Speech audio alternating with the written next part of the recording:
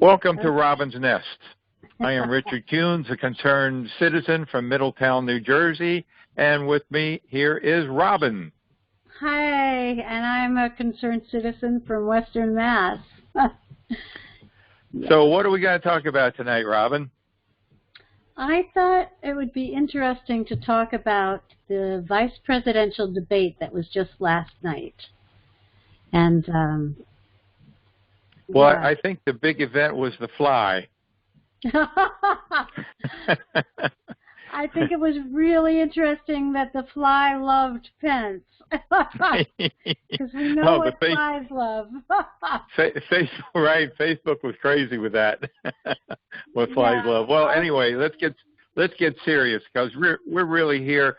We're not going to convert any Trumpsters. I mean, you could wring their necks and they would never understand, or they make every excuse possible for this man, and all they seem to do is dig up Hillary Clinton stuff and Obama stuff, trying to deflect and not deal with the reality today. So we're not going to get into that kind of stuff. We're going to get into the details. So what was your take on the debate last night? Well, speaking of deflecting, and I guess this is Pence's modus operandi, is he never answers questions. He deflects, and if his mouth is moving, he's lying. And the CNN has a wonderful fact checker, and they asked him what the biggest lie of the night was. I mean, he fact-checked both sides, everything. But the biggest lie of the night was when Pence said, this administration always tells the truth. And he did it. He did it with a straight face, and he looked right in the camera.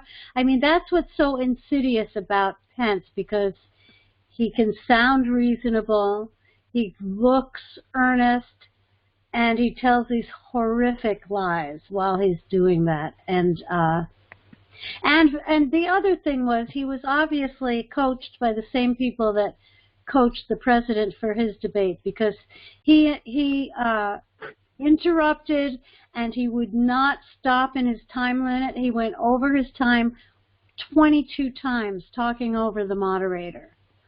And that was really unfortunate. I mean, he was arrogant, condescending, misogynistic. I mean, you know, he was trying to, like, railroad over these two women, and he didn't succeed fully. I mean, I thought Senator Harris held her own. She called him on it a couple of times. You know, she said, "I am talking now," and he shut up. And and she did make some good points. I think she was coached to, you know, not make too many waves. Biden and Harris are way ahead in every poll. Almost 7 million people have voted already. And they didn't want to shake things up too much. They figured, you know, let him tie his own noose around his neck, which I think Pence did, because the lies were outrageous. The one that I nearly choked on was when Pence was talking, you know, I don't know what the question was. He never answered the questions, but he said, "I think we've done an incredible job in conserving the environment." Well, you know, I want to step back, because you and I, we have a certain way of looking at this, but to somebody who is, say, on the fence, who hasn't really been following politics, who maybe just dropped in out from the moon, and this is their first take at anything going on, and they're trying to figure out who they might be wanting to vote for, I thought Pence really did a good job. He really, I don't understand how he did so well. He really explained himself, and it sounds like he makes a lot of sense. But of course, if you do the fact checking and you do the reality check and you look at the administration and look at the fact that, well, number one, COVID-19. Pence's job is, what's his job with this COVID-19 thing? What is his? He's the head of the task force. He's the head of the task force, right? And here his task is to cut down on the infections of COVID-19 and to improve the medical facilities and to have 34 people in the White House affiliated with White House, including the president, come down with it. I guess he's not very powerful, is he? Because nobody seems, if he has any advice to cut down in the infection rate, it's not happening. They're not listening to him. He's no more important than that silly fly that landed on his head. Right. Well, I forget who it was that said the vice president's job is unimportant until it's necessary. You know, so that's true.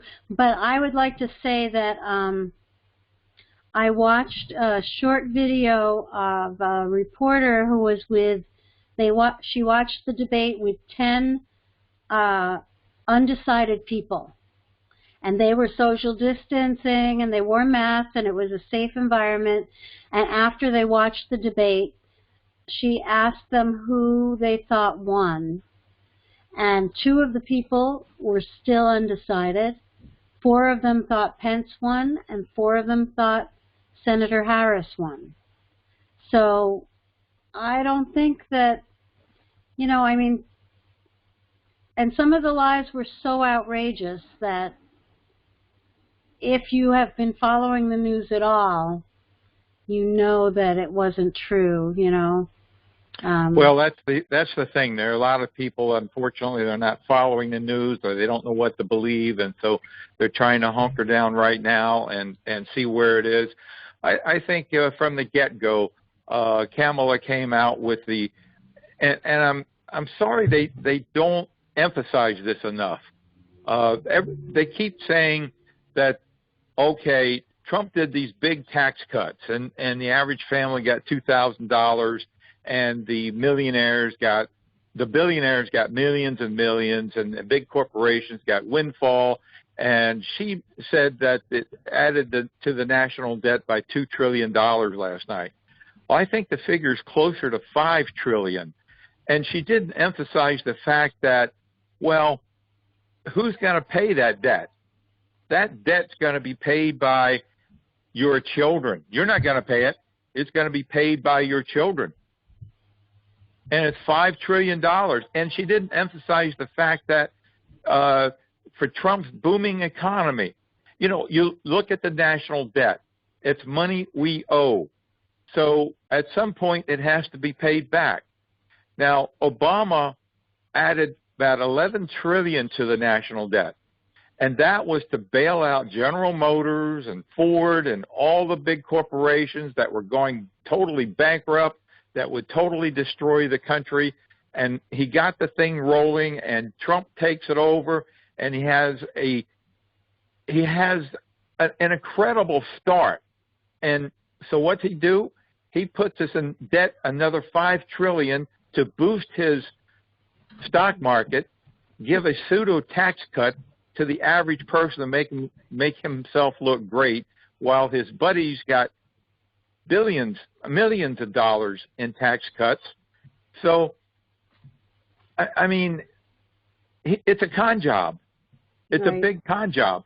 When the economy is booming, and he goes to England in front of the Queen and says, "We have the best economy in the whole wide world," you know, like his own report card, like the Queen cares about his report card, which is totally. But when you have a booming economy, that's when you pay down the national debt, not when you increase the national debt. Right, right. That's right. That's true. So that now, if Trump were on his apprentice program, he'd get fired. That's a lousy job. He'd get fired, number one. Right. What do you think? I think you're right. I mean, I agree. And I just, truth and integrity and justice they're more than words to me. They're really important. And I hate that this administration has just trampled them into the ground and they mean nothing. And it's all about greed and self-monetization and power at the expense of average citizens. I think that's horrifying, and Pence just proliferated that last night at the debate with lies and manipulation and gaslighting. It was disappointing. I mean, just because he talks in a reasonable tone of voice doesn't mean he said any reasonable thing at all. He said that the president got impeached because of one telephone call. Wasn't that funny? He said a lot of things that made me laugh out loud. It's true. But, yeah. So it's just totally outlandish. I mean, here we have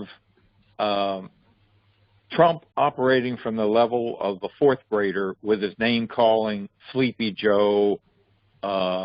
In the beginning, he inferred that Kamala slept around. And, I mean, you don't hear this from the Democrats. Not at all. But no. The name calling, the bullying, the division, and now we have the governor of Michigan. Did you hear the news? Yes. Yes, I did. They tried to assassinate her. They, had like 5 or 6 plots that they were going to settle on. One of them, just walk up to her vacation home, open the door, and shoot her in the head was one of them. Kidnapping was another one. Turns out it was a right-wing group, not left-wing. What do you know? Well, that's one of the things on Facebook you see all the time, generalizations. Like, one Democrat does this, therefore all Democrats want to do that. Well, I mean, first of all, you can't get your news from memes on Facebook. And second of all, there's Russian interference on Facebook. There's Republican interference on Facebook. They have a whole thing where it's propaganda. It's propaganda. And in fact, the Trump administration is, I can't remember the number. It was something like $5 million they're spending on propaganda ads that are going to be released this week that are total lies. Right. Facebook it's just, well, the interesting thing was when Trump was hospitalized in Walter Reed in his personal suite, it was like for almost 24 hours, the pro-Trumpsters, there was very little on Facebook. And now he's released and he's great and it's a great thing that's happened to me. And, now they're going full steam ahead. Let's save that for the next discussion. Okay? Okay. Because we need to start winding down now on this one. And then we can have a discussion about the whole COVID thing with Trump. So. Okay. Thanks, everybody, for tuning in. We hope that perhaps we have enlightened you to some degree. We are not going to get the Trumpsters. They have their own way of thinking. Whatever. Hillary's right. Some of them are a basket of deplorables. But there are many people on the fence that gave the election to Trump last time. And those people on the fence, those are the people we hope will listen to us and reason. Thank you.